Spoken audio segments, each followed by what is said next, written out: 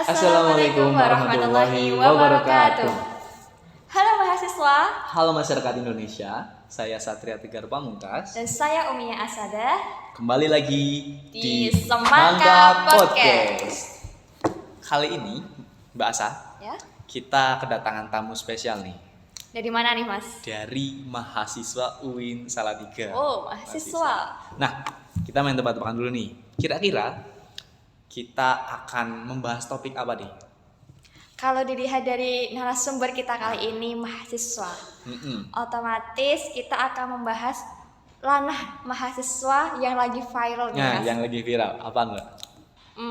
Bunuh diri mahasiswa. Iya, bunuh diri mahasiswa. Karena kan viral banget itu. Banget. Nah, makanya kita panggil mahasiswa dari UIN Salatiga. Kita akan tanyain tentang pandangan mereka bagaimana sih terkait kasus-kasus bunuh diri Indonesia, ada di Semarang, ada di Jogja, semuanya. Nanti kita akan kulik, kita akan gali semua informasinya tapi dengan perspektif yang berbeda. Ya, Tak spill dulu, ini mahasiswa jurusan Ilmu Al-Qur'an dan Tafsir. Wow, anak Al-Qur'an tafsir nih, Mas. Tafsir. Ngeri Masya nggak tuh? Allah, Masya Allah. Jadi kita nanti akan kulik dengan perspektif tafsir ini, terus Al-Qur'an dan lain-lain. Ya. Kenalan dulu nggak sih? Iya, harus. Oke. Tak kenal maka Tak apa-apa. tak tahu apa. Tak cinta. Yang pertama ada Mas Irfan Hanif, yang kedua ada Mbak Nahyan Aini. Selamat siang. Selamat siang. Nah, gimana kabarnya? Alhamdulillah. Alhamdulillah baik.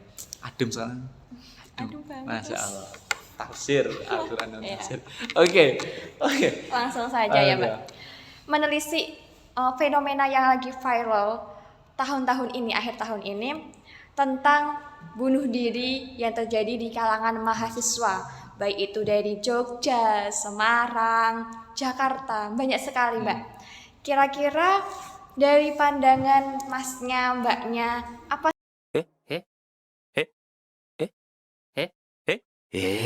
sih yang melihat fenomena yang lagi viral di tahun 2023 ini mengenai bunuh diri mahasiswa, baik itu mahasiswa di Jambi, mahasiswa di Yogyakarta, di Semarang, Jakarta dan lain-lain. Itu kira-kira apa sih motif, apa sih penyebabnya mahasiswa itu melakukan bunuh diri? Mungkin dari Mas Irfan dulu. Baik, kalau dari perspektif saya ya, kenapa mahasiswa itu bisa memutuskan untuk bunuh diri? Biasanya awalnya karena menghadapi masalah yang begitu kompleksnya. Kemudian ketika dia menemui masalah tersebut, tidak ada seperti seseorang yang bisa diajak untuk bicara atau seseorang yang peduli dengan masalah tersebut. Nah, pada akhirnya orang tersebut bingung saya harus bagaimana, tidak ada yang memberikan solusi, tidak ada yang menanggapi. Akhirnya dia memutuskan untuk bunuh diri sebagai solusi permasalahannya. Solusinya bunuh diri. Seru nggak tuh? Seru banget. Oke, jadi uniknya Mbak, semua kasus yang akhir-akhir ini tuh dari mahasiswa. Nah, pengen tahu nggak? Jadi kehidupan mahasiswa itu sepusing apa sih? Apakah sepusing itu? Mbak Nahya? Dari saya sendiri jujur untuk semester 5 sangat pusing. Apalagi tugas semester 5 itu berat banget. Matkulnya Pak siapa kemarin? Jangan Tahu di-spill sendiri. nih. Apalagi dari saya sendiri jujur aktif dalam organisasi dan itu membuat beban pikiran sekali. Yang mengakibatkan kadang ya ngerasa depresi. Tapi kita perlu untuk mengeluarkan depresi tersebut itu dengan cara lain. Mungkin nanti bisa kita bahas. Depresi, Mas. Depresi. Apa itu depresi? Depresi itu berhubungan dengan mental. Otomatis bunuh diri ini mentalnya yang rusak, mentalnya yang tidak sehat. Kira-kira bagaimana ciri-ciri mental yang tidak sehat itu, Mbak Nahya? Ciri-ciri dari mental yang nggak sehat bisa kita lihat dari cara dia berpikir. Tentu sudah tidak jernih lagi dan mengakibatkan dia sering menyendiri dan tidak percaya diri. Untuk itu kita sebagai teman juga harus memiliki kesadaran untuk sekitar bahwa teman kita itu butuh support system. Nah, Kalau dari Mas Irfan nih, ketika kita melihat teman mahasiswa nih yang ngerasa oh ini kayaknya lagi sakit nih, tapi sakit mental. Nah, kira-kira kalau dari Mas Irfan itu gimana sih setelah melihat seperti itu? Oke, ketika kita melihat teman yang mungkin menurut kita, oh dia ini lagi mental Depresi. health-nya lagi turun, lagi depresi misalkan. Ya kembali seperti tanggapannya Mbak Nahya tadi, kita berusaha menjadi support sistemnya orang tersebut. Misalkan kita punya 100 ya dipinjam. Tapi harus dibalikin. Tapi harus dibalikin, jangan lupa. Nanti bukannya bunuh diri malah ngebunuh diri orang gitu. Pembunuhan jadinya. Iya, begitu. Jadi yang penting itu someone to talk, Ada support system, support Mas. system, dan teman tentunya, Iya. teman. Nah, itu orang tua dan lain-lain lah. Iya. Lanjutnya nih, kira-kira tanggapan teman-teman Mas Irfan, Mbak Nahya tentang banyaknya kasus bunuh diri di Indonesia, khususnya di kalangan mahasiswa, itu seperti apa? Dari Mas Irfan dulu silakan. Oh ya, dari saya. Kalau dari saya tanggapi dari perspektif hadis mungkin Mas. Ya, hadis Dari silakan. agama. Oke. Rasulullah SAW bersabda, "Wa man qatala nafsahu bi syai'in utiba bihi yaumal qiyamah." Mana artinya, barang siapa yang membunuh dirinya sendiri dengan sesuatu atau dengan cara, maka dia akan disiksa di hari kiamat nanti dengan cara dia bunuh diri tersebut. Jadi dalam Islam pun perbuatan bunuh diri juga termasuk dosa besar. Nah, kita juga nggak mau kan ketika bunuh diri kemudian nanti di akhirat kita diadab dengan cara yang sama dengan cara kita bunuh diri. Begitu. Bunuh diri double, Mas. Berarti nanti di akhirat sana kita bunuh diri lagi. Iya. Nah, jadi ternyata bunuh diri itu bukan solusi. Ternyata di akhirat malah kita nanti Juga dimintai pertanggungjawaban. pertanggungjawaban. Saya sependapat dengan Mas Irfan nih, Mas. Karena saya pernah membaca suatu quotes itu ketika seseorang memilih jalan bunuh diri, seseorang itu tidak menghargai dirinya sendiri dan tidak menghargai entitas adanya Tuhan. Benar kan Mas Irfan? Betul sekali. Serem sekali. Serem sekali. Selanjutnya nih dari Mbak Nahya nih. Kalau dari Mbak Nahya sendiri bagaimana sih tanggapannya terkait banyaknya kasus bunuh diri, khususnya di kalangan mahasiswa? Gimana? Menurut tanggapan saya sebagai mahasiswa, bunuh diri itu sangat memprihatinkan dan tentunya merugikan orang lain, merugikan keluarga. Tapi kenapa banyak sekali yang melakukan hal seperti itu? Apakah dia tidak mengenal dirinya sendiri?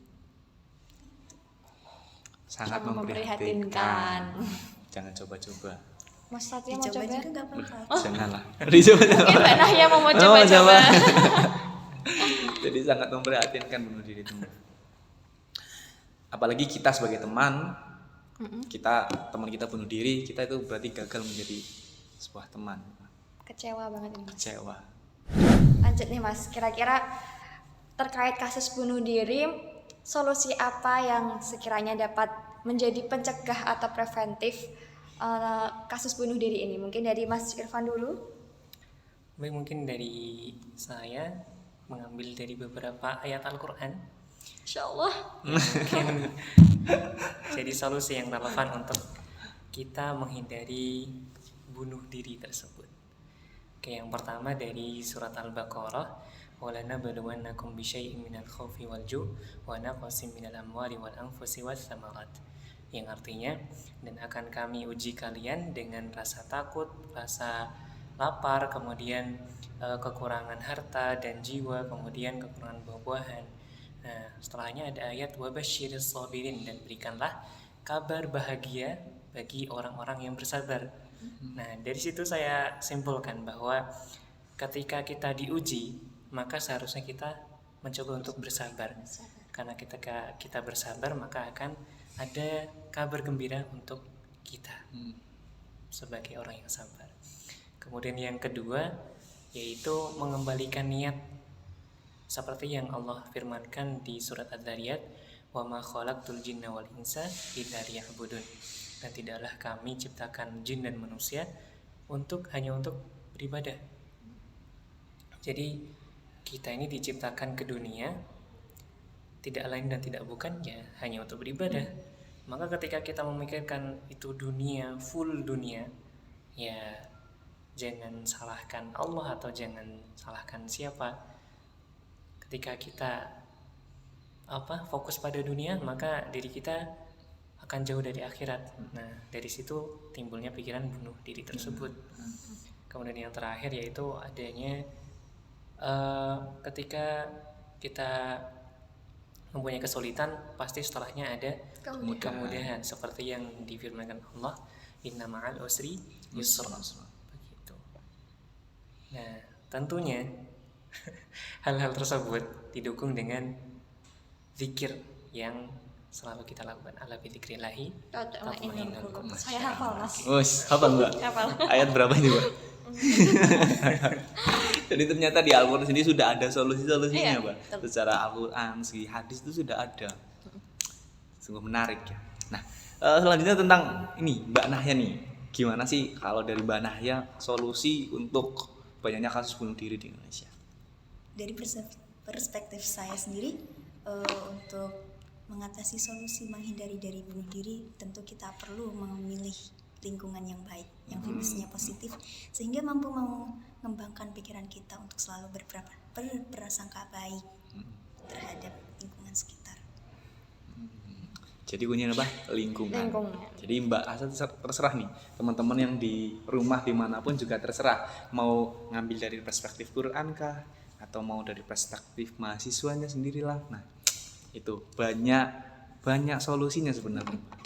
Kesimpulannya, bunuh diri itu adalah perbuatan yang tidak baik, tidak disarankan, baik dari segi agama, baik segi kesehatan dan lainnya. Mbak Asa mungkin ada pepatah quotes untuk teman-teman yang di rumah biar nggak bunuh diri. Wah, ini khusus mahasiswa semester 5 nih Mas, karena saya semester 5. Jangan merasa sendiri dalam menghadapi masalah, karena kita punya Allah Subhanahu wa Ta'ala dan tentunya kita punya someone. Oke. Siapa tuh Mbak? Mas satunya punya gak? Aduh, nggak tahu Mbak. Terima kasih Mbak Nahya, Mas Irfan, Mbak Asa, semuanya teman-teman. Semoga kita bisa bertemu lagi di acara Podcast Semangka. Makasih. Bye bye.